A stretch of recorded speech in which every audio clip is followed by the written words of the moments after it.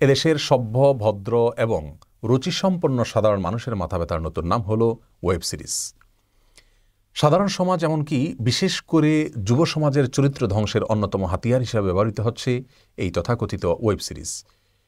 অনলাইনে এবং অনলাইন টেলিভিশনে সম্প্রচারের জন্য যে ধারাবাহিক ভিডিও নির্মাণ করা হয়, সাধারণ অর্থে সেটাকেই ওয়েব সিরিজ বলা হয়। পৃথিবীর বিভিন্ন দেশে অনেক আগে থেকে ওয়েব সিরিজের প্রচলন থাকলেও বাংলাদেশে 2017 সালে এর যাত্রা শুরু।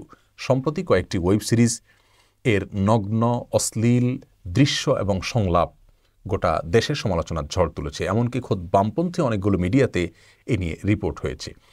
আমরা গত 18 জুন দৈনিক যুগান্তর একটি রিপোর্ট দেখেছি। সেখানে শিরোনাম ছিল অশ্লীলতার অপর নাম ওয়েব সিরিজ। বিবিসি বাংলা সহ আরও বিভিন্ন মিডিয়াতে এ ধরনের রিপোর্ট উঠে এসেছে। সেই রিপোর্টের খোলাসা হলো, সাধারণ নাটক সিনেমাতে যেহেতু সেন্সর হয়ে থাকে, যার কারণে নির্মাতারা চাইলে যে কোনো অশ্লীল দৃশ্য বা সংলাপ জুড়ে দিতে পারেন না, সেগুলো কাটা পড়ে যায় সেন্সরের মাধ্যমে। কিন্তু ওয়েব সিরিজ যেহেতু কোনো প্রকার সেন্সর ছাড়াই সাধারণ মানুষের সামনে তুলে ধরা যায়, সেই সুবাদে বা সেই সুযোগে নির্মাতাগণ ব্যবসার স্বার্থে অথবা বিশেষ কোনো এজেন্ডার কারণে, অর্থাৎ এদেশের সাধারণ মানুষের চিন্তা, ধারণা, বিশ্বাস, ঈমান, আমল, কৃষ্টি, কালচারকে ধ্বংসের জন্য ষড়যন্ত্রের অংশ হিসাবে কিংবা তাদের ব্যবসায়িক ধান্দায় তারা এমন কিছু অশ্লীল দৃশ্য এবং সংলাপ এ সমস্ত ওয়েব সিরিজে জুড়ে দিয়েছে, যেগুলো এদেশের সাধারণ মানুষের বিশ্বাসের সঙ্গে, এদেশের সাধারণ মানুষের কৃষ্টি এবং কালচারের সঙ্গে মোটেও যায় না। বরং কোনো কোনো ওয়েব সিরিজের শুরু থেকে শেষ পর্যন্ত এত নোংরা এবং অশ্লীল সংলাপ রয়েছে, যৌনতায় পরিপূর্ণ, যেগুলো মুখে উচ্চারণ করা তো দূরের কথা, রিপোর্টারগণ রিপোর্টে পর্যন্ত উচ্চারণ করতে বা লিখতে, উল্লেখ করতে ইতস্তত বোধ করেছেন। প্রিয় দর্শক, এরকম বিভিন্ন রকমের আপত্তিকর দৃশ্য এবং সংলাপে ভরপুর এ সমস্ত ওয়েব সিরিজ বাংলাদেশে যারা সম্প্রচার করছেন, বিশেষ করে সম্প্রতি সময়ে আমরা একটি মহামারীর মধ্য দিয়ে সময় পার করছি, এই সময়ে আরও এই তথাকথিত ওয়েব সিরিজ এটার যে বিস্তার হচ্ছে, এ বিষয়ে সাধারণ মানুষ হিসেবে আমাদের প্রত্যেকের কথা বলা দরকার। কারণ নারীর প্রতি পাশবিক নির্যাতন এবং ধর্ষণের এমন সব লোমহর্ষক ঘটনার কথা কয়েকদিন পরপরই আমরা মিডিয়ার মারফতে জানতে পারি, যা জাতি হিসাবে আমাদের মাথাকে অবনত করে দেয়। আমরা প্রায়ই শুনতে পাই যে মাদকের করাল থাবায় আমাদের সমাজকে ধ্বংস করে দিচ্ছে, কুরে কুরে শেষ করে ফেলছে, পরিবারগুলো ধ্বংস হয়ে যাচ্ছে, যুব সমাজ শেষ হয়ে যাচ্ছে।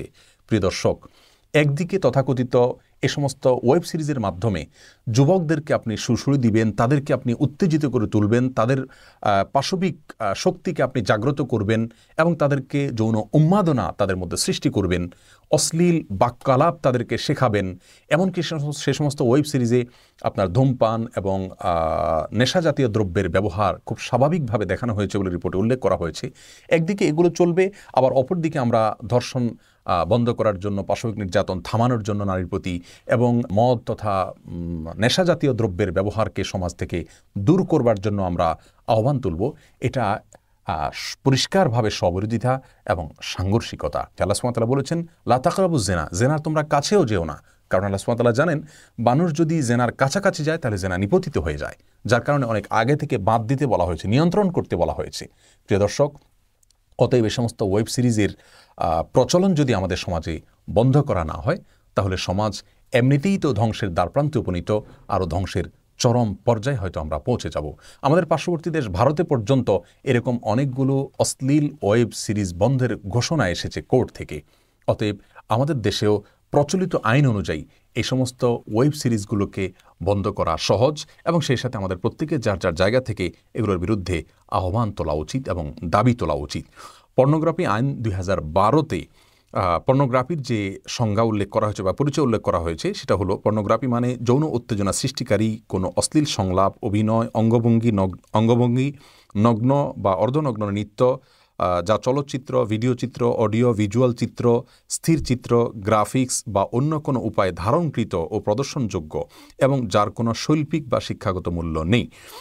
এই সংজ্ঞার আলোকে যদি কোনো প্রকার পর্নোগ্রাফি কোনো কেউ সম্প্রচার করে অনলাইনে অফলাইনে, তাহলে সেক্ষেত্রে এই আইন অনুযায়ী সর্বোচ্চ 2 থেকে 7 বছর জেল এবং সর্বোচ্চ 12 লক্ষ টাকা অর্থদণ্ডের কথা এই আইনে বলা রয়েছে।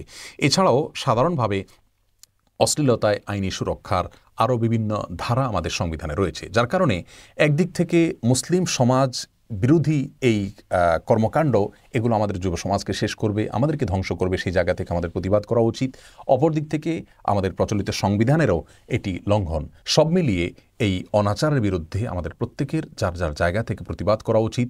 সংশ্লিষ্ট কর্তৃপক্ষের কাছে আমাদের জোরালো আহ্বান থাকবে, এই অনাচার বন্ধ হোক, এই অশ্লীলতা বন্ধ হোক, এই বেহায়াপনা এবং নির্লজ্জতার চর্চা বন্ধ হোক। তাতে আমরা সবাই সুরক্ষিত থাকব, গোটা সমাজ সুরক্ষিত থাকবে। আল্লাহ সুবহানাহু ওয়া তাআলা আমাদের সকলকে সব ধরনের অনাচার থেকে হেফাজতে রাখুন, নিরাপদে রাখুন। আসসালামু আলাইকুম ওয়া রাহমাতুল্লাহ।